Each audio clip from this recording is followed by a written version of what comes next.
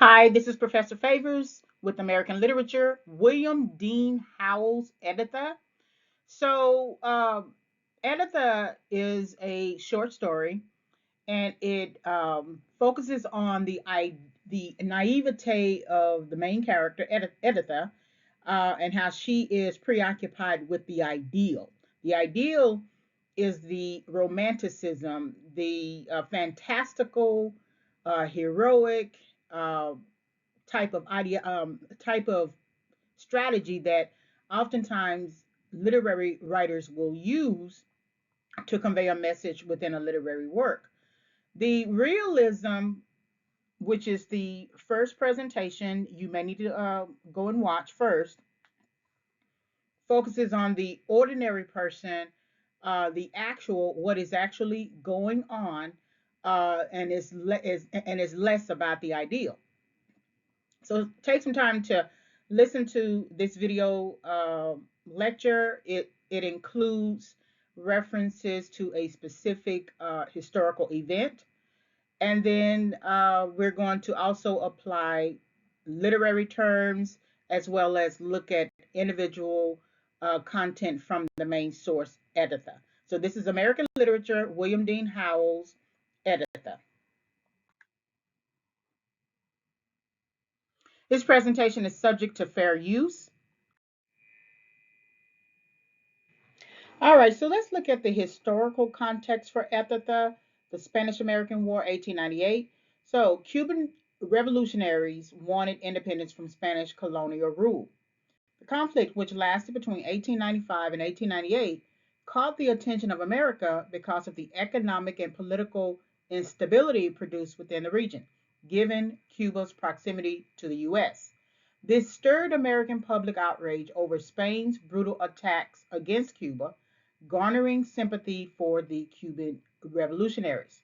The U.S. battleship Maine exploded and sank in the Havana harbor under mysterious circumstances on February 15, 1898, motivating the U.S. to intervene on Cuba's behalf against Spanish attacks.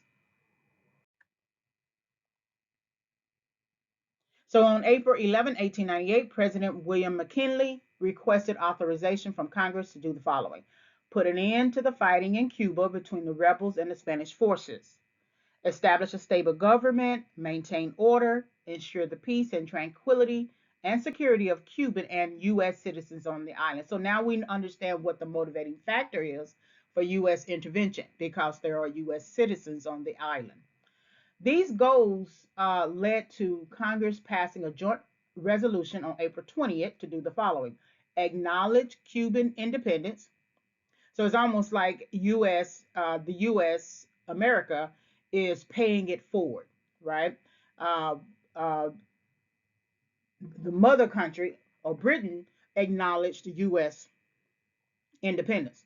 So now we see that the U.S. acknowledging or wanting to acknowledge Cuban independence.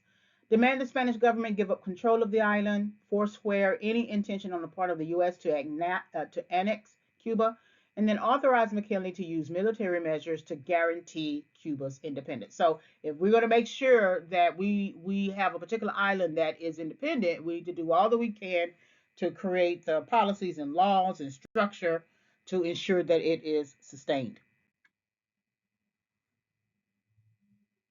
So the Spanish government initially rejected the ultimatum, severing diplomatic relations with the U.S. McKinley responded with a naval blockade of Cuba on April 22nd, issuing a call for 125,000 military volunteers.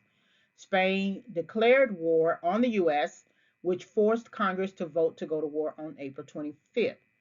The U.S. Navy defeated the Spanish army garrisons in Cuba and destroyed the Spanish Caribbean squadron on July 3rd. July 26th, the Spanish government encouraged the French ambassador Jules Cambon to approach the McKinley administration to discuss peace terms.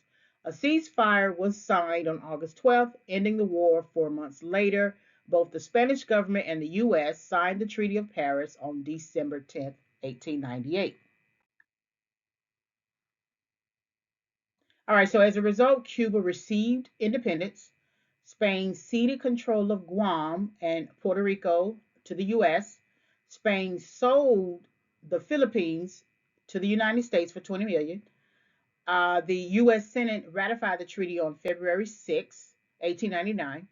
Hawaiian planters and businessmen sought annexation, but President Grover Cleveland rejected the request.